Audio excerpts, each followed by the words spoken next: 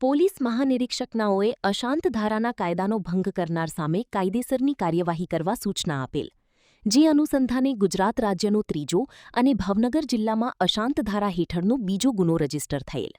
જેમાં ભાવનગર શહેર, ward number 5, sheet number 135, city સર્વ નંબર 4281, 4282 થી જૂની માણેકવાડી વિસ્તારમાં પ્લોટ નંબર 582માં આવેલ સુરભી એપાર્ટમેન્ટના ત્રીજા માળે આવેલ ફ્લેટ નંબર B10 વાળી મિલકત અશાંત ધારા વિસ્તારમાં આવતી હોવા છતાં આ મિલકતના માલિક ચંદ્રકાંતભાઈ ભગવાનદાસ લંગાડિયાનાએ ગુજરાત અશાંત ધારા વિસ્તારમાં તબદીલ અધિનિયમની 1991 હેઠળ કલેક્ટરની લેવી પડતી પરવાનગી મેળવ્યા સિવાય વેચાણ કરવાના ઈરાદે આ મિલકત જીલાનીભાઈ સલીમભાઈ ધોળિયાને 33 લાખ રૂપિયામાં વેચી આપેલ.